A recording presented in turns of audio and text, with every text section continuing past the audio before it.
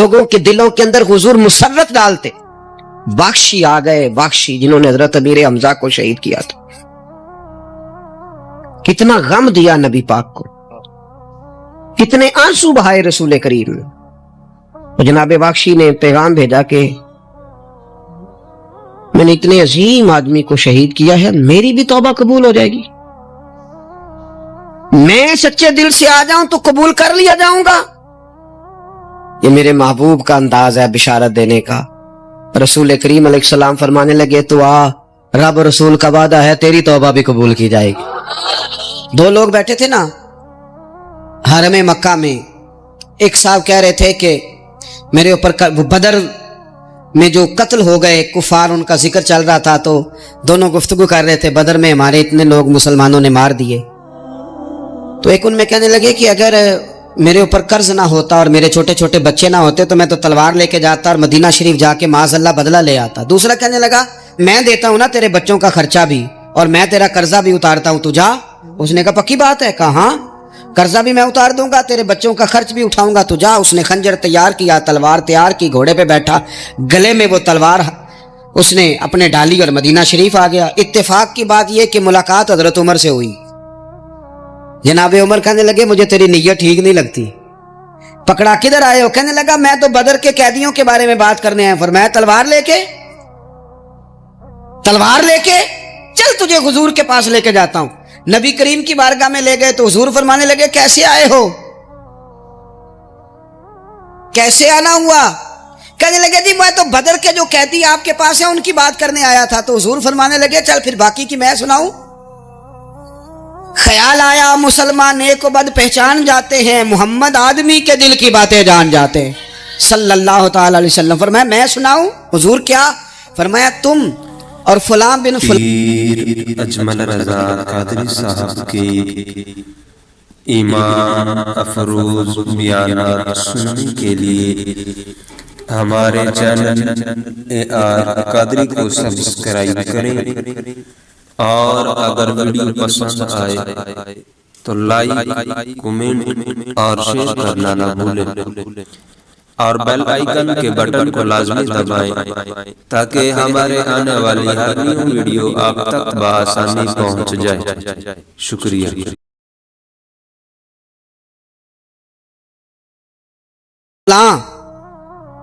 وہاں بیٹھے ہوئے تھے نا حرم مکہ میں فلاں پہاڑ کے ساتھ ٹیک لگا کے، اور تم نے یہ کہا تھا نا کہ قرضہ نہ ہوتا، بچے چھوٹے نہ ہوتے تو بدر کے مقتولین کا میں بدلہ لیتا. یہ سارا کچھ طے کر کے پھر آئے ہو تلوار لے کے، اور یہاں کہتے ہو میں قیدیوں کے بارے میں بات کرنے آیا تھا. اس کے تو پسینے چھوٹ گئے، وہ تو بے حال ہو گیا. اس نے کہا اس کا تو سوائے اس کے اور میرے کسی کو نہیں پتا، اور اگر آپ کو پتا چل گیا ہے تو پھر آپ اللہ کے سچے رسول ہیں. تو حضور اگر آپ کو پتا چل گیا ہے کہ میں قتل کرنے کے ارادے سے آیا ہوں، میں معاذ اللہ بدلہ لینے آیا ہوں، اللہ کرے آپ کو سمجھ آئے میری بات کی. یعنی ایک تو یہ ہے کہ بندہ وہ پکڑا گیا ہے، اور ایک یہ کہ کسی کو پتا چل گیا ہے کہ یہ اس کام آیا ہے. پھر لوگ جب معافی دیتے ہیں تو بڑی کہانیاں سنا کے دیتے ہیں، ایسے نہیں دیتے. حضور اب آپ کو پتا چل گیا ہے تو کیا کریں گے؟ تو حضور فرمانے لگے تو بتانا تیرے ساتھ کیا کریں. اس نے کہا کہ میں نے سنا ہے آپ معاف بڑا کر دیتے ہیں. یعنی یہ گھر سے کوئی پیار کرنے نہیں آیا، پھولوں کا گلدستہ لے کے نہیں آیا، تلوار لے کے آیا، لیکن یہ میرے محبوب کا حوصلہ ہے. اور آیا بھی عین مسلمانوں کے بیچ ہے، جو چاہیں اس کے ساتھ کر سکتے ہیں. اس نے کہا معاف کر دیں، تو حضور نے فرمایا جا میں نے معاف کیا. حضور نے معاف کیا. وہ کہتا حضور معاف کر رہے تھے اور رب میرے دل میں ایمان کو تازگی عطا فرما رہا تھا. حضور نے معاف کیا اور میں نے کلمہ پڑھنا شروع کر دیا. معافی دیں، جب کوئی معافی کا مطالبہ کرے تو اسے معافی. سب سے مشکل کام ہوتا ہے لمبی لسٹ والے دشمن کو معاف کرنا. لسٹ جس کی لمبی ہو نا غلطیوں کی، ایک آدھ غلطی تو معافی ہو جاتی ہے. کچھ لوگوں کی لسٹ بھی بڑے کچھ عادی مجرم بھی ہوتے ہیں، لسٹ لمبی ہوتی ہے، ان کو معافی دینا بھی تھوڑا سا مشکل ہوتا ہے. لیکن کمال بھی یہ ہے کہ جس کی لسٹ لمبی ہو اسے یک جنبش قلم بندہ معاف کر دے. کو چھٹی ہو گئی، جا تجھے معاف کیا. اور یہ ہمیں کیوں کرنا چاہیے کہ میرا رب بھی ایسے کرتا ہے، میرا رب بھی ایسے وہ گنواتا تو نہیں نا، یہ بھی کیا، یہ بھی کیا، یہ بھی کیا. حضور فرماتے ہیں، ذرا سننا حدیث، हुजूर फरमाते हैं कुछ लोगों पे अल्लाह करम की चादर डाल के ना क़यामत वाले दिन, यहाँ भी उसने पर्दा रखा था तो वहाँ भी करम की चादर उन पे डलेगी। तो अल्लाह फरमाएगा ये गुनाह किए तो छोटे छोटे गुनाह उसके गिनवाए जाएंगे। ये अब वो डरेगा, चूंकि पता तो सारा है ना सरदार नो कीतियां दा। अब वो डरेगा, छोटे छोटे गुनाह उसके गिन, तो उसका ख्याल है बड़े बड़े बिना सामने आ जाए, छोटी छोटी गलतियां उसकी गिनवाई जा रही हैं, तो डर रहा है, कांप रहा है। कुर्बान जाए नबी पाक के लफ्जों पे। कुछ गल्लां अजइयां ने कुरान पाक च, अजइयां ने ये ना मेरी दादी कहा करती थी, मेरी अम्मा कहा करती थी, कुछ काम अजय ने, कुछ गल्लां अजइयां ने कि उत्ते दिल करदा सफा बंद हो जाना है तो माफी हो जानी, यानी खत्म है ये बात, इससे आगे किसी ने सवाल पूछना ही नहीं। छोटे छोटे गुनाहों का अल्लाह तज़किरा फरमाए, ये किया ये किया ये किया, या अल्लाह हो गया। अब बंदा डर रहा है कि बड़े बड़े भी सामने आ जाएंगे, लेकिन छोटे गुनाहों पे ही फुल स्टॉप लगा के ना, तो रब फरमाएगा ये जो तेरे गुनाह है ना, इसके बदले तुझे नेकियां दी जा रही हैं। तूने सच्ची तौबा की थी तो इन गुनाहों को बदल के नेकियां बनाया जा रही हैं। पहले डर रहा था, हुजूर फरमाते हैं, अब फटाफट बोल पड़ा, कहने लगा या अल्लाह मैंने तो बड़े बड़े भी किए हैं, यानी अगर छोटों की नेकियां बन गई है तो वो पाप किधर है, बड़े बड़े वो मेरे किधर हैं। करीम ये बात कर रहे हैं और सहाबा रो रहे हैं, मैंने तो बड़े बड़े भी किए हैं, बड़े बड़े किधर हैं। अल्लाह ताला बंदों को माफ फरमाता है, रब अपने बंदों को वो माफ करता है। अगर अल्लाह माफ न करे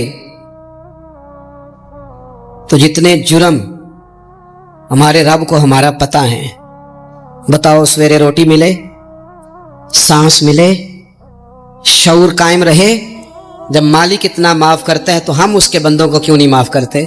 कर दे माफ। पक्के लोग खड़े थे, पक्के दुश्मन खड़े थे फतेह मक्का के दिन हुजूर के सामने।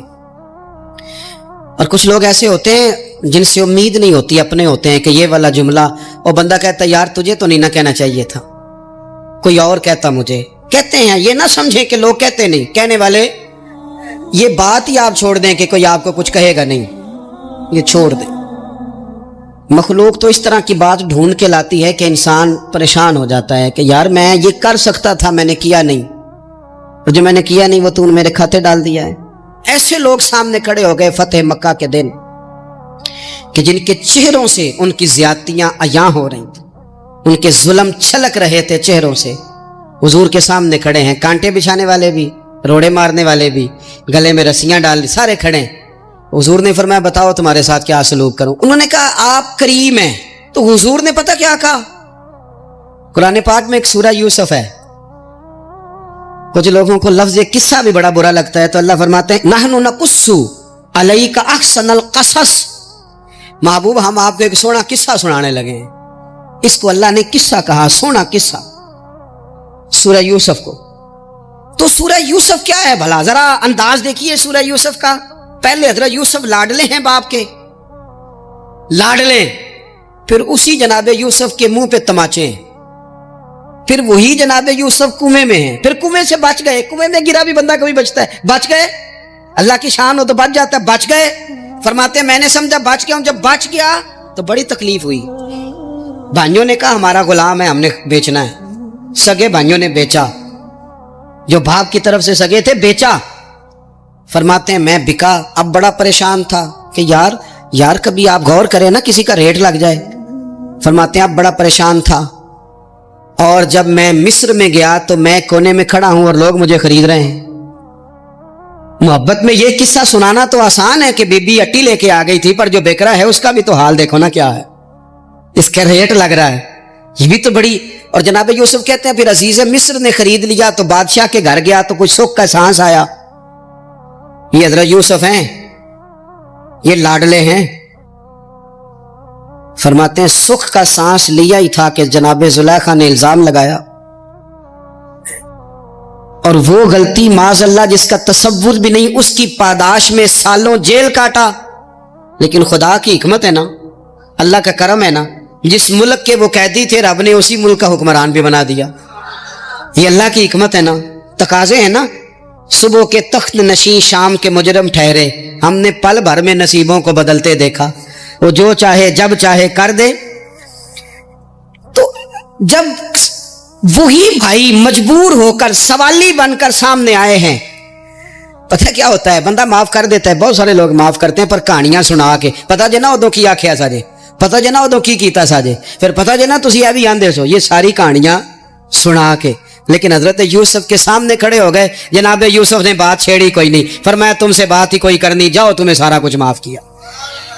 اب جب یہ لوگ مکے والے حضور کے سامنے کھڑے, اس طرح معافی دینی چاہیے. یہ جب سامنے کھڑے ہوئے تو حضور نے فرمایا پتہ ہے تمہارے ساتھ کیا سلوک کرنے والا ہوں؟ کہا حضور نہیں. فرمایا وہی جو جناب یوسف نے بھائیوں کے ساتھ کیا تھا, پچھلا صفحہ پلٹنا ہی کوئی نہیں, جاؤ تمہیں معاف کیا, جاؤ تمہیں معاف کیا, جاؤ تمہیں معاف کیا. اور صرف معاف نہیں کیا, ساتھ عزت بھی دی. سب سے زیادہ مقابلے تو حضرت ابو سفیان نے کیے تھے نا, آخر تک وہ آئے تھے. آج وہ کلمہ پڑھ رہے ہیں, سردار ہیں, کلمہ پڑھ رہے ہیں, تو نبی پاک نے صرف معافی نہیں دی, عزت بھی دی. فرمایا جناب ابو سفیان چونکہ اب مسلمان ہو گئے ہیں, میں سب کو معاف کرتا ہوں, جو اپنا اندر سے دروازہ بند کر لے اسے بھی معاف کرتا ہوں, اور جو ابو سفیان کی حویلی میں آ جائے اسے بھی معاف کر دوں گا. تو ابو سفیان وہ کہتے ہیں میں حیران ہی ہو گیا کہ اتنی بڑی بات, معافی بھی دی اور ساتھ عزت بھی دی. تو آج جو سبق آپ کی خدمت میں نے عرض کیا ہے, اس کو آپ امید ہے یاد رکھیں گے. ایک تو یہ کہ معافی مانگ لیں, اگر کسی جگہ ہمارا معافی مانگنا اگر ہم سمجھتے ہیں, ہمارا دل ضمیر گواہی دیتا ہے کہ مجھے معافی مانگنی چاہیے, تو معافی مانگیں. اور دوسرا پھر معافی دیں بھی, اور معافی دیں, سیاسی صلح نہ کریں, معافی دیں تو پھر واقعی دیں, دل سے دیں.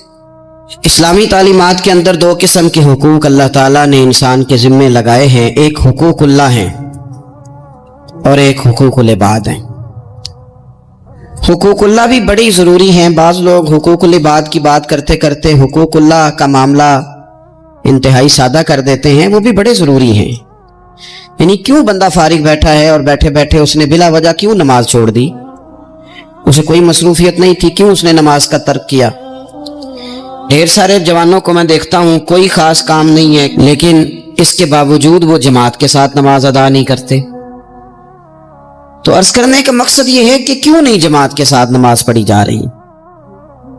قرآن مجید نے کہا کہ وَرْكَعُوا مَعَ الرَّاكِعِينَ, رکوع کرنے والوں کے ساتھ کرو. بلا وجہ لوگ زکوٰۃ کے معاملے میں حیل و حجت سے کیوں کام لیتے ہیں؟ جب زکوٰۃ ضروری ہے تو اسے ادا کرنا چاہیے. اسی طرح بہت سارے لوگ ہیں جو مالی وسعت کے باوجود حج کے لیے حاضری نہیں دیتے, تو انہیں جانا چاہیے. حقوق اللہ کا جو معاملہ ہے اس میں بھی کوئی کمزوری دکھانے کی, مثلا میں کہتا ہوں کہ مجبوری کیا تھی, سحری کے لیے رمضان شریف میں جن لوگوں کو اٹھنا ہوتا ہے وہ اٹھتے ہیں کہ نہیں اٹھتے؟ تو اسی طرح روٹین میں بھی اگر ہم نماز کی طرف توجہ کریں, ایک بڑا طبقہ ہے جو نماز کی طرف توجہ نہیں کرتا. حقوق اللہ کا معاملہ میں دیکھتا ہوں کہ ہم ٹائم نکال کے دوستوں کے پاس جاتے ہیں, وقت نکال کے اپنے ماں باپ کو, اپنے احباب کو, رشتہ داروں کو ٹائم دیتے ہیں. کیوں ٹائم نہیں نکلتا نفل پڑھنے کے لیے؟ ہمیں اپنی ضرورت کی چیزیں سیکھنی پڑتی ہیں, تو کیوں ٹائم نہیں ہمارے پاس تلاوت کلام پاک کے لیے؟ اللہ تبارک و تعالیٰ کی بارگاہ کی حاضری کا ذوق بنائیں. دوسرا معاملہ ہوتا ہے حقوق العباد کا. یہ شریعت اسلامیہ میں انتہائی نازک مسئلہ ہے. انسان معاشرتی طور پر بہت سارے لوگوں سے وقت گزارتا ہے, اٹھتا بیٹھتا ہے. کچھ لوگ ایسے ہوتے ہیں جن کے حقوق اس کے ذمہ زیادہ ہوتے ہیں, کچھ کے کم ہوتے ہیں. جیسے ماں باپ کے حقوق زیادہ ہیں, نسبتاً چچا کے ماموں کے حقوق اس سے کم ہیں, نسبتاً اساتذہ کے مشائخ کے حقوق اس درجے کے نہیں جس درجے کے ماں باپ کے حقوق ہیں. ہمارے ہاں بہن بھائیوں کے حقوق نسبتاً زیادہ ہوتے ہیں, دوست احباب کے حقوق اس سے کم ہوتے ہیں, لیکن بہرحال ایک دوسرے کا حق ہمارے ذمے آتا ہے. اچھا, پھر اللہ تعالیٰ نے اپنے فضل سے ایک تقسیم بنائی ہے کہ کسی کو فیکٹری کا مالک بنا دیا ہے, کسی کو مزدور بنا دیا ہے, کسی کو ادارے کا پرنسپل بنا دیا ہے, کسی کو استاد بنا دیا ہے, کسی کو اللہ تبارک و تعالیٰ نے کسی مقام پہ مینیجر بنایا ہے اور کسی کو اسی ادارے میں چوکیدار بنایا. یہ تقسیم ہو گئی. اب اس میں نزاکت پیدا ہو جاتی ہے کہ جو مالک ہے اس نے زیادہ خیال رکھنا ہے مزدور کا, اپنے ورکر کا, اپنے ملازم کا, چوکیدار کا, اس نے زیادہ خیال رکھنا ہے. ہوتا یہ ہے کہ ہم جتنے زیادہ بڑے ہوتے جاتے ہیں اتنے زیادہ آرام پسند ہوتے جاتے ہیں. ہمارا یہ خیال ہوتا ہے کہ حق تو صرف ملازم کا ہے کہ وہ ہمارا خیال رکھے, حق تو صرف مرید کا ہے وہ پیر صاحب کے لیے ہر طرح کا ادب بجا لائے، حق تو صرف شاگرد کا ہے، حالانکہ جو آدمی جتنا بڑا جاتا ہے اس کی نظر اتنی زیادہ وسیع ہونی چاہیے اور اس کو زیادہ نزاکت کے ساتھ چیزوں کو سمجھنا چاہیے۔ اگر آپ کا دعویٰ ہے کہ مجھے اللہ نے بڑائی دی ہے اور میں کچھ لوگوں پر اللہ نے مجھے حاکم بنایا ہے، تو پھر زیادہ انسان کے دل میں ذہن میں وسعت ہونی چاہیے اور زیادہ باریکی۔ چلیں یہ زیادہ ضروری نہیں کہ آپ سب لوگوں کو مطمئن کر سکیں، اطمینان ان کے دلوں کو پہنچانا یہ ضروری نہیں، چونکہ ڈیمانڈ مختلف ہوتی ہے نا ہر آدمی کی، لیکن زیادہ ضروری یہ ہے کہ آپ کے ذمے جو ذمہ داریاں تھیں آپ کے تحت رہنے والے لوگوں کی، اولاد کی، شاگردوں کی، ارادت مندوں کی، احباب کی، ملازمین کی، وہ آپ نے کس حد تک پوری کی؟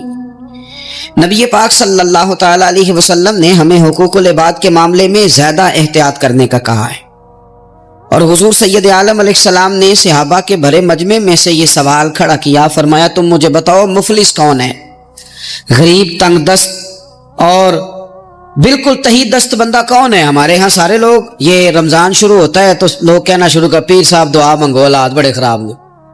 مثلا کیا خراب ہے حالات؟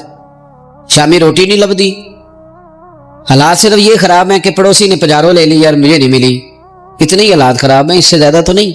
حالات اتنے ہی خراب ہیں کہ جو باہر بھائی چلا گیا تھا اس نے فلانی سوسائٹی میں پلاٹ لے لیا، میں پیچھے رہ گیا ہوں، اس سے زیادہ تو کوئی ایسا معاملہ نہیں۔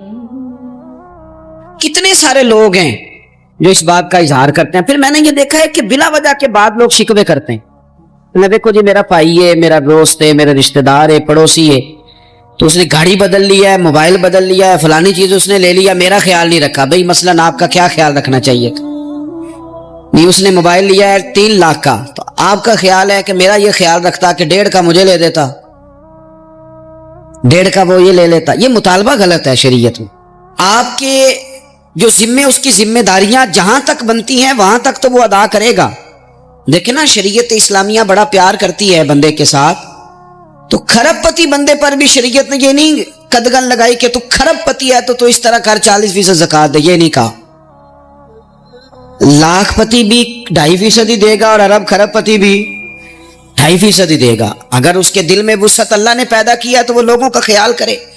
تو حقوق العباد کے معاملے میں بعض تو ہمارے مطالبات ہیں جو مطالبے سرے سے درست نہیں، سرے سے ٹھیک نہیں، لیکن جو بعض اوقات ہمارے وجود سے، لہجے سے، آنے جانے سے ٹھیس پہنچ جاتا، میں پرسنلی بعض چیزوں کو نوٹ کرتا ہوں اور مجھے ان کا بڑا خیال رہتا ہے۔ میں محسوس کرتا ہوں کہ نہ چاہتے ہوئے بھی ہمارے رویے سے بعض لوگوں کو تکلیف ہوتی ہے، نہ چاہتے ہوئے۔ تو حقوق العباد کے مسئلے میں ہم زیادہ کمزور ہو جاتے ہیں۔ آج یہ سوچنا ہے کہ وہ جو میری ذمہ داریاں ہیں، جو شریعت نے، دین نے، اسلام نے، اور کچھ میں نے خود کہیں شاگرد بن کر، کہیں ارادت مند بن کر، کسی جماعت کا ممبر بن کر، کسی مسجد کی ذمہ داری لے کر، کسی ویلفیئر کام کی ذمہ داری لے کر، کسی غریب کی ذمہ داری لے کر، کسی مزدور کی ذمہ داری لے کر، جو میں نے اپنے اوپر خود چیزیں ضروری قرار دے لی ہیں، میں ان میں کہاں تک کامیاب ہو سکا ہوں اپنی ذمہ داریوں کا۔ حضرت معاویہ بن خدیج رضی اللہ تعالیٰ عنہ ایک صحابی ہیں، وہ فرماتے ہیں کہ مجھے حضرت عمر نے کہیں بھیجا تھا جہاد کے لیے، تو میں وہ کامیابی کی خبر لے کر دوپہر کو لوٹا، تو عرب شریف کے اندر چونکہ گرمی زیادہ ہوتی ہے، میں نے مناسب نہیں سمجھا کہ میں حضرت عمر کو دوپہر کو جگا کے خبر دوں کہ حضور بے فکر ہو جائیں، اللہ نے کامیابی دے دی۔ میں نے شام ہونے کا انتظار کیا، یہ ان کے اچھے اخلاق کی علامت، اعلیٰ ظرفی کی بات بتا رہے ہیں۔ کہتے میں نے شام ہونے کا انتظار کیا، مغرب کے وقت یا عصر کے وقت میری ملاقات ہوئی، تو میں نے حضرت عمر سے کہا کہ حضور الحمدللہ اللہ نے کامیابی دے دی، جس مہم پہ آپ نے بھیجا تھا وہ اللہ کے فضل سے اس مہم سے کامیابی ہو گئی۔ تو حضرت عمر فرمانے لگے دیر سے کیوں آئے؟ مجھے تو امید تھی کہ تم سرے دوپہر آ جاؤ گے۔ میں نے کہا حضور میں دوپہر کو ہی گیا تھا، دوپہر کو ہی گیا تھا، پر سوچا کہ آپ آرام میں ہوں گے۔ کیا جواب ہے، اور کیا اس جواب کے اندر بہت سارے لوگوں کی ترجمانی ہے۔ حضرت عمر فرمانے لگے آرام کرتا تھا میں، پر وہ دور گزر گیا، اب تم دوپہر کی بات کرتے ہو، اب تو رات کو بھی کم ملتا ہے۔ وہ تھا ایک دور، اب جب اپنے ذمے خود ذمہ داریاں زیادہ لے لی، اب کیا پتا کہ کوئی کہاں سے چل پڑا ہے تجھے ملنے کو۔ وہ دور گزر گیا جب تو سوتا تھا، من چاہی زندگی بتاتا تھا، اب تو نے خود یہ فیصلہ کیا ہے۔ اب تو میں بھائی تم دوپہر کی بات کرتے ہو، میں تو رات کو بھی گشت کرتا ہوں کہ کوئی ضرورت مند تو نہیں، کوئی حاجت مند تو نہیں۔ تو جو ہمارے ذمہ داریاں ہیں ان میں نازک حد تک امام بہقی روایت لائے ہیں، ایک صحابی تھے جو حضور کو ہنسایا کرتے تھے، حضور کو ہنساتے تھے، نبی پاک کو بڑے پیارے تھے۔ اس طرح کے بھی کچھ بندے ہونے چاہیے، اس طرح کے بھی کچھ بندے۔ صحابہ کرام علیہم رضوان فرماتے ہیں جب حضور غم امت میں پریشان ہوتے تھے تو ہم منتظر ہوتے تھے کہ کبھی وہ ہنسانے والا آج آ جائے نا، دو چار باتیں ایسی کر جائے نا ہنسانے والی تو معاملہ ٹھیک ہو جائے۔ کچھ لوگ ایسے ہوتے ہیں جن کو دیکھ کے ہی چہرے پر تازگی آ جاتی، مثل تعویذ ہوتے ہیں نا کچھ لوگ، وہ جب بھی ملتے ہیں شفا ہوتی ہے۔ تو یہ حضور کے پاس بیٹھے ہوئے تھے اور ہنسانے والی گفتگو کر رہے تھے، تو نبی پاک بھی ان سے باتیں کرنے لگے۔ تو بات کرتے کرتے نا حضور نے انگلی ان کی طرف بڑھائی تو ان کے وجود کو انگلی لگ گئی۔ ایک تو وہ روایت ہے نا کہ صفیں سیدھی کراتے وقت حضور تیر کے ساتھ صفیں سیدھی کرا رہے تھے تو ایک صحابی کے پیٹ میں لگ گیا، انگلی لگ گئی۔ عجیب دیوانے ہیں، کہنے لگے آپ نے مجھے تکلیف دی ہے، معاذ اللہ، انگلی چبھو دی، میں نے تو بدلہ لینا ہے۔ ہمارے ہاں مسئلہ یہ بن گیا ہے کہ کوئی بڑا آدمی بھی اپنے آپ کو قانون کے حوالے نہیں کرتا۔ ملک سے لے کر امت مسلمہ کے کل مسائل تک ہمارے ملک کے اندر ہر بندہ اس کا مزاج ہوتا ہے کہ وہ اپنے آپ کو قانون سے پہلا تر سمجھتا ہے، لائن میں لگنا لوگ پسند نہیں کرتے۔ یہ ایک بہت بڑا مسئلہ ہے۔ حضور صلی اللہ علیہ وسلم کی انگلی لگ گئی تو کہنے لگے آپ نے تو مجھے تکلیف دی ہے، میں تو بدلہ لوں گا۔ تو حضور نے فرمایا لے لے بدلہ۔ اپنے آپ کو قانون کے حوالے بڑا آدمی جب کرتا ہے تو قانون کی عزت بڑھتی ہے، قانون کا وقار بڑھتا ہے، سوسائٹی کے اندر پھر طاقتور قانون ہو جاتا ہے۔ لیکن جب غریب آدمی کے لیے قانون اور ہو اور امیر کے لیے قانون اور ہو تو اصل معاملہ تو قانون کی بالادستی کا ہے، آئین کی پاسداری کا ہے، اصولوں پہ کھڑے ہونے کا ہے۔ تو نبی پاک صلی اللہ تعالیٰ علیہ وسلم سے کہا کہ میں، حضور نے فرمایا لے لو بدلہ۔ یہ حقوق العباد کی نزاکت عرض کر رہا ہوں، لے لو بدلہ۔ انہوں نے کہا جی پیٹ سے کپڑا ہٹائیے، تو حضور نے پیٹ سے کپڑا ہٹا دیا۔ تو بڑے دیوانے آدمی تھے، انہوں نے امت کو بتانا تھا کہ کچھ اس طرح کے رنگ بھی ہوتے ہیں محبت کرنے کے لیے، الٹی ہی چال چلتے ہیں دیوان گانے، عشق آنکھوں کو بات کرتے ہیں دیدار کے۔ اس طرح بھی کبھی کبھی ہوتا ہے۔ کپڑا حضور نے ہٹایا تو انہوں نے نبی پاک کے جسم دور کو چومنا شروع کر، کہنے لگے دن بڑے ہو گئے تھے، موقع نہیں کو بن رہا تھا، تو چلو یہ ایک موقع ملا ہے، حضور آپ کو کسی کے ساتھ زیادتی کر سکتے ہیں تو میں تو موقع تلاش کر رہا تھا۔ اور میرے بھائی نماز کا بھی موقع تلاش کرتے تھے صحابہ، جہاد کا بھی موقع ڈھونڈتے تھے، پر محبوب سے محبت کا بھی موقع ڈھونڈتے تھے۔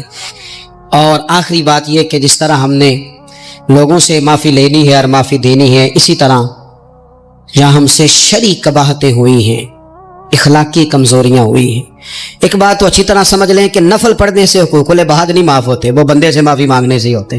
ساری رات کو بندہ تسبیح پڑھے اور کہے کہ میں نے اماں کی نافرمانی کیا تو معافی ہو جائے گی، نہیں، وہ اماں ہی معاف کرے گی تو معافی ہوگی، وہ ابا ہی معاف کرے گا تو پھر ہی معافی ہوگی۔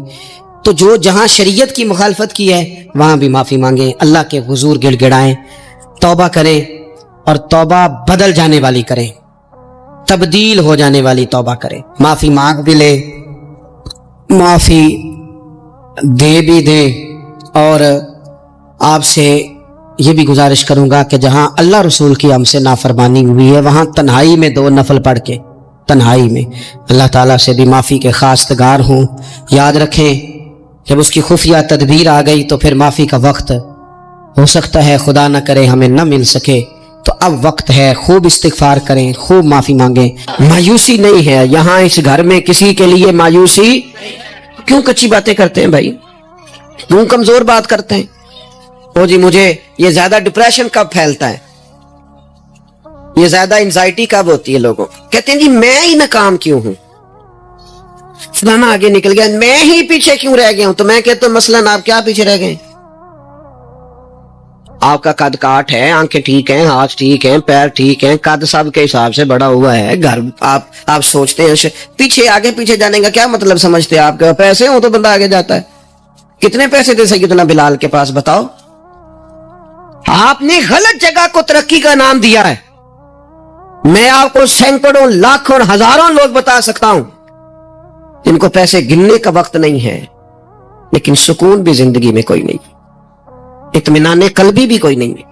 اس چیز کا نام میرے دوستو آپ نے سکون رکھا ہے. اور آپ ایسے لوگوں سے ملے زندگی میں جن کے پاس پیسے ہیں, صحت نہیں, وہ کہتے ہیں کچھ سارے لے جائے بس میری طبیعت ٹھیک ہو جائے. پوچھا تھا نا حضرت بہلول دانا, پانی مانگا گرمیوں میں ہارون رشید نے, تو پانی کا پیالہ قریب کرنے لگے تو بادشاہ تھوڑی دیر پہلے بڑی باتیں کر رہا تھا کہ میں بادشاہ ہوں, تو حضرت بہلول دانا فرمانے لگے ایک بات تو بتا, اگر پوری سلطنت میں پانی نہ ملے تو کتنے کو دے دے گا تو؟ کہنے لگا جی آدھی سلطنت دے کے بھی پانی کا پیالہ لے لوں گا. تو آپ فرمانے لگے اگر یہ پانی تو پیے اور پھر خدا نہ خواستہ تیرا یہ پانی خراج نہ ہو, تکلیف ہو جائے مسانے میں, پیشاب نہ آئے, اور تو درد سے کر رہا ہے تو پھر کیا کرے گا؟ کہنے لگا جی اللہ معاف کرے, اس وقت تو دل کرے گا ساری سلطنت دے دوں. فرمانے لگے کیا نتیجہ نکلا دولتوں کا, حکومتوں کا کیا نتیجہ نکلا؟ او بھائی تیری صحت ٹھیک ہے, یہ بھی تو کامیابی ہے. او میرے بھائی تیرے گھر میں ماں باپ موجود ہیں, یہ بھی تو کامیابی ہے. رب نے اولاد دے رکھی ہے, چھوٹی کامیابی ہے. بہن بھائی ہیں, چھوٹی کامیابی ہے. کائنات کی سب سے بڑی کامیابی یہ ہے کہ تو محمد عربی کا کلمہ پڑھتا ہے, تو رسول اللہ کا غلام ہے. آپ دنیا میں گھوم کے دیکھیں, پی ایچ ڈی کی ڈگری رکھتا ہے, دنیاوی طور پر اتنا پڑھا ہے اور پوری دنیا میں بزنس کرتا ہے, سمجھدار ہے, لیکن رات کو جب کھڑا ہوتا ہے تو معاذ اللہ اپنے ہاتھ سے بنائے ہوئے بت کے سامنے کھڑا ہو جاتا ہے. تو پہلے دن سے رب کو سجدے کر رہا ہے, اسے بہت بڑی سعادت سمجھ, یہ بہت بڑی دولت ہے, اسے سمجھ.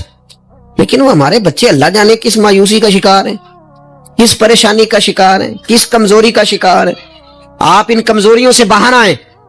میں تو کبھی کبھی اپنے احباب سے بھی کہتا ہوں, تو میرے ایک دوست تھے, میں بھی علماء کے آئمہ کے حقوق پر بات کرتا رہتا ہوں, لیکن وہ ایک دوست تھے تو جنہوں نے کہا جی وہ لوگ پوچھتے نہیں, مولویوں کو فلان نہیں کرتے. تو میں نے انہیں کہا کہ آپ اتنا کمزور لہجہ نہ ظاہر کریں, فرض ہو گیا ہے کہ لوگ اٹھ کے آپ کو سلوٹ مارے. یہ دین کا طالب علم تو اتنی بڑی سعادت رکھتا ہے کہ ابھی اس نے ایک ڈگری بھی نہیں لئی, پہلے دن گھر سے نکلتا ہے تو حضور نے فرمایا فرشتے پیروں کے نیچے پر رکھ دیتے. تو جس کو پہلے دن اتنا پروٹوکول ہے وہ کچا کیسے پڑ گیا؟ اس نے یہ کیا کہا کہ فلانا مجھے سلوٹ نہیں کرتا, نہیں کو کرتا تو نہ کرے. میں اپنے ادارے سے باہر نکل رہا تھا تو ایک صاحب, تو ان کا سٹائل بڑا انوکھا تھا, ویسے مجھے غصہ اتنا زیادہ نہیں آتا, کم آتا ہے. وہ نکل رہے تھے تو مجھے انہوں نے روکا بڑے خطرناک طریقے سے, رکے رکے جی رکے. وہ چابیاں لہراتے نکلے تو مجھے کہنے لگے کہ وہ ہمارا یہاں قریب ایک میرج ہال ہے, تو کھانا زیادہ پک گیا تھا ایک بارات کا, تو ورکروں کو بھی دیا تو پھر بھی بڑھ گیا ہے, تب ضائع ہو جائے گا, آپ منگا لیں طالب علموں کے لیے. سیٹ تے پکھڑا کو اور گندا لسی کو شور بھی بوٹیاں جاننے ہیں. تو میں نے اسے کہا, میں کہ یہ تو ابو نظر آیا نا مدرسے دے کول تو پھر یاد رکھی. میں کہ تو روٹی تکی نہیں جڑی اسی کئی باری کھا انڈا بھی لئیے, اے گوشت مگر پھردا ہے, تو کیا کچی بات کرتا ہے؟ تجھے پتہ ہے ہم کون ہیں؟ ہم رسول اللہ کے دین کے نوکر ہیں. تو سمجھا ہی نہیں بات کو. تو ان بچوں کو کیا سمجھتا ہے؟ یہ طلباء ہیں, اور میں چھوٹا آدمی ہوں, بڑی بات کرتا اچھا نہیں لگتا, لیکن بڑی جلدی وقت آنے والا ہے, آپ دیکھیں گے سب سے زیادہ ایم فل کرنے والے انشاءاللہ مدارس کے بچے ہوں گے, سب سے زیادہ پی ایچ ڈی کرنے والے انشاءاللہ مدارس کے بچے ہوں گے, اور یہی چراغ جلے گا تو روشنی ہوگی. آپ دیکھیں گے یہ کس طرح سے نکلتے ہیں, میدانوں میں آتے. وہ آپ چھوڑ دیں کہ وہ دیہات میں کیا معاملہ, آپ نے دیکھا کسی مولوی صاحب کے ساتھ, آپ آنے والا وقت دیکھیں کتنا اجالا لے کے آ رہا ہے, آپ روشنی دیکھیں کتنی چمکدار ہے, آپ سورج کی آب و تاب دیکھیں, ابھی تو ایک شعاع باہر آئی ہے اور پوری دھرتی پہ اس نے اپنی روشنی پھیلا دی. آپ دیکھیں, مایوسیاں نہیں, کمزوریاں نہیں, آپ اس محبوب کے ماننے والے ہیں جو خوشخبریاں دیتے, جو لوگوں کو تازہ دم کرتے. حضور نے تو ہر بندے کو خوشخبری دی ہے. کیا کہا مزدور کو؟ نبی پاک نے فرمایا جو محنت کرے رات کو تھک کے سو جائے نا, اللہ اس کے گناہ معاف کر دے گا. ایک بندہ گزر رہا تھا سامنے سے, تو صحابہ نے کہا دیکھے کتنی تیزی سے جا رہا ہے مال کمانے کے لیے, کاش اللہ کے رستے میں یہ تیزی دکھاتا. تو حضور فرمانے لگے اگر رزق حلال کمانے جا رہا ہے پھر بھی اللہ کے رستے میں ہی ہے, اگر اس لیے جا رہا ہے کسی کے سامنے ہاتھ نہ پھیلاؤں پھر بھی اللہ کے راستے میں ہی ہے. اگر اس لیے جا رہا ہے بیوی بچوں بہن بھائیوں پر خرچ کروں تو پھر بھی اللہ کے راستے میں ہے. تو تجارت کر رہا ہے, دکان پہ بیٹھا ہے, کاروبار کر رہا ہے, اور نبی پاک نے تجھے خوشخبری دی ہے, فرمایا بات سچ بول کے تجارت کرنا, جھوٹ نہ بولنا, بددیانتی نہ کرنا, کرنا تجارت ہی, بس سچ بول کے تجارت کرنا. اللہ قیامت کے دن نبیوں کے ساتھ جگہ عطا فرمائے. نبی کریم نے فرمایا جو غلام صحیح کر کے اپنی ڈیوٹی کرے نا, جس مالک کے ساتھ اس نے معاہدہ کیا اس کی ڈیوٹی صحیح کرے اور نماز صحیح پڑھے, اللہ تعالیٰ عبادت پر ڈبل ثواب عطا کرے گا, ڈبل ثواب دے. حضور نے تو ہر بندے کو خوشخبری دی ہے, نبی پاک نے تو ہر ایک کو طاقتور کیا ہے. کوئی شعبہ ایسا جو رزق حلال والا ہو, اس کو ایک شعبہ صرف دنیا میں برا ہے, وہ ہے کسی کے سامنے ہاتھ پھیلانا. باقی دنیا میں کوئی چیز بھی بری نہیں ہے. میرے عزیز, آپ اپنے آپ کو ذہنی طور پر کمزور نہ کریں. اور یہ ہمارے ہاں برادریزم چلتا ہے. مجرم وہ نہیں ہوتا جو کہتا ہے میری برادری بڑی ہے, وہ کہاں مجرم ہے. مجرم وہ ہوتا ہے جو کہتا ہے میری برادری چھوٹی ہے, وہ ظالم ہے, مجرم ہے. جب نبی پاک نے فرمایا سارے انسان جناب آدم کی اولاد ہیں, قبائل تو تعارف کے لیے, تجھے کس نے حق دیا کہ تو اپنی برادری کو چھوٹا سمجھے؟ کچی بات کرتا تو. رب نے جہاں چاہا تجھے پیدا کیا. جو ماں باپ اللہ تعالیٰ نے تیرے لیے پسند کیے ہیں, تجھے پسند کیوں نہیں؟ جو چچاؤ کو ماموں کو اللہ نے تیرے لیے پسند کیا, تجھے پسند کیوں نہیں؟ جو قبیلہ, جو گھرانہ, جو علاقہ اللہ نے تیرے لیے پسند کیا, یہ ہماری اپنی مرضی سے نہیں نہ ہوتی, ہم نے کہاں پیدا ہونا, خالص رضا الہی ہے نا. تو ناپسند کیوں کرتا ہے؟ کمزور پڑتے ہو, تنگ ہوتے ہو, اپنے آپ کو آزمائش میں ڈالتے ہو. کمزور باتیں نہیں. اقبال کے بیٹے نے ایک دن کچی بات لکھ کے بھیجی تھی, کہا تھا ابا جی کسی سے تھوڑا قرضہ لے لوں, تو اقبال نے نظم لکھی, کہا پتر کچی باتیں کرتا ہے, دیار عشق میں اپنا مقام پیدا کر. دیار عشق میں سارے سورے نہیں تلاش کر دیں, اپنا مقام پیدا کر. دیار عشق میں اپنا مقام پیدا کر. کس طرح؟ کہنے لگے نیا زمانہ اور نئے صبح و شام پیدا کر. اور میرا طریق امیری نہیں فقیری ہے, خود ہی نہ بیچ غریبی میں نام پیدا کر.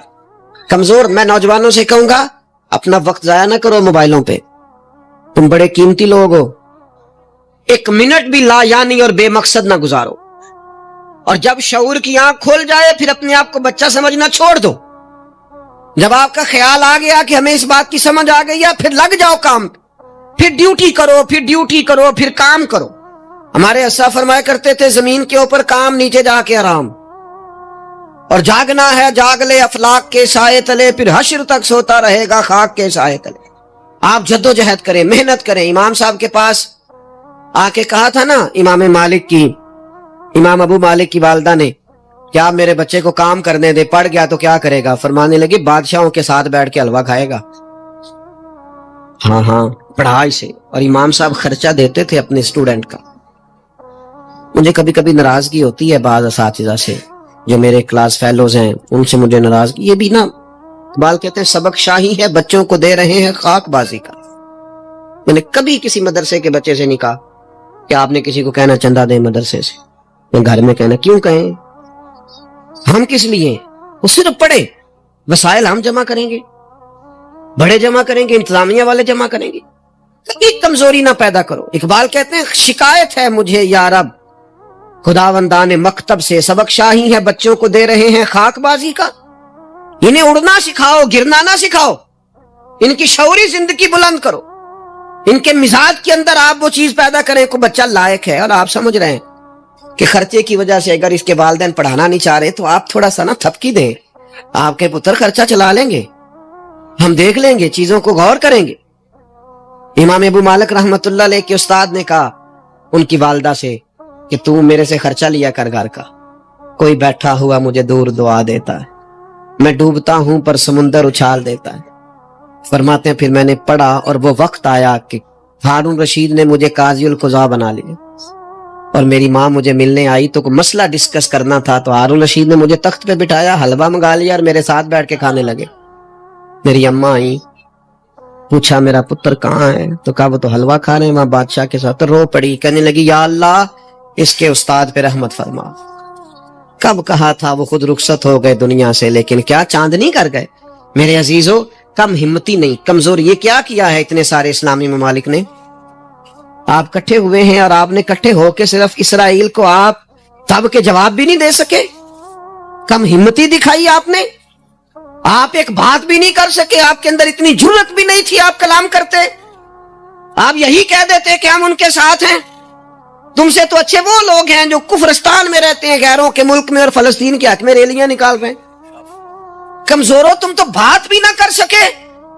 یاد رکھنا، ہمتیں، طاقتیں، تندرستیاں یہاں ہوتی ہیں۔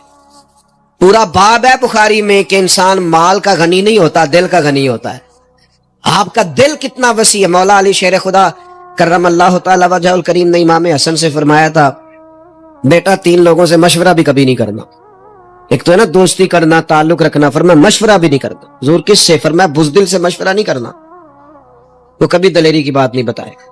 اور لالچی سے مشورہ نہیں کرنا، جس کا دل ہی آزاد نہیں، ہر وقت لالچ میں الجھا ہوا ہے، کیا رائے دے گا۔ اور تیسرا فرمایا تھا کنجوس سے مشورہ نہ کرنا، جس کا دل بڑا نہیں، دماغ کیسے بڑا ہو سکتا ہے۔ آپ طاقتور زندگی گزاریں، ذہنی طور پر اپنے آپ کو مضبوط رکھیں۔ حضور خوشخبری دیتے اور خوشخبری دینے کا حکم دیتے۔ جب بھی کسی جگہ نبی پاک علیہ السلام کسی قافلے کو روانہ کرتے، جب بھی 2 باتوں کا حکم ضرور ارشاد فرماتے، اور یہ حضور کے وسیلے سے ہمیں ملی ہے۔ ہمیں چاہیے کہ ہم یہ 2 باتیں ہمیشہ یاد رکھیں۔ کسی جگہ بھی نبی کریم کسی قافلے کو بھیجتے، تبلیغ کے لیے، جہاد کے لیے، کسی اور کام کے لیے، تو 2 باتیں حکمن فرماتے۔ ایک حضور فرماتے وہاں جاؤ نا تو لوگوں پر آسانی کرنا، مشکل نہ کرنا، آسانی کرنا، لوگوں پر بوجھ نہیں ڈالیں آپ کسی پر۔ آپ کا وجود، آپ ابھی میرے کان میں دوست کہہ رہے تھے تقریر لمبی کرے آ جائے، تو یہ بھی الحمدللہ میرے ساتھ ہی ہوتا ہے، ورنہ میں نے وہ دور بھی دیکھا ہے اللہ ماشاءاللہ کہ جمعے والے دن بندے گھڑیاں دکھا رہے ہوتے۔ کیوں ہم ایسا کام کریں؟ یہ سودا بڑا نکھرا ہوا سودا ہے۔ اس سودے کو تو اس حسن کے ساتھ آگے لے جانا چاہیے کہ اس کو قبول کرنے کو جی چاہے، طبیعت چاہے، تشنگی قائم رہے۔ تو باقی میں لمبی بات کرنے والے کا بھی مخالف نہیں ہوں، وہ کرے، لیکن ہمارے حضرت فرمایا کرتے تھے خیر الکلام ما کلا ودلہ، بات بہتر وہ ہوتی ہے تھوڑی ہو ذرا مدلل ہو۔ اس کو لٹکائے، میں نے ایک ہی بات، ایک ہی مضمون آپ کے سامنے بیان کیا، میں دائیں بائیں تو نہیں نہ گیا۔ یہی طرز زندگی ہے کہ آپ ایک ٹائم میں ایک بات کریں، 100 باتیں نہ کریں، ایک عنوان اور ایک پر۔ اور میں دعویٰ نہیں کرتا، لیکن یہاں بیٹھے میں نوجوانوں کے چہرے پڑھ رہا ہوں، آپ یقین کریں مجھے اللہ کی رحمت سے امید ہے کہ ذہن میں منصوبہ بندی کر رہے ہیں، انشاءاللہ ان کو کچھ کرنا ہے۔ یہ میں ذہن دیکھ رہا ہوں، یہ خدا کی رحمت سے ہوتا ہے۔ کوئی شخص اپنا اس میں کوئی کمال نہیں رکھتا، لیکن وہ کیا ہے کہ ہم اپنے بچوں کو طاقتور ہی نہیں کرتے، مایوسی نہیں کرتے، ٹائم ہی نہیں دیتے، ان کو کہتے نہیں پتر تو ہمت تو کر، اللہ کرم کرے گا۔ 2 باتوں کا حضور حکم دیتے، ایک تو نبی پاک فرماتے لوگوں پر آسانی کرنی ہے، مشکل ہے، اور دوسرا حضور فرماتے لوگوں کو خوشخبریاں دینا، ڈر نہ سنانا۔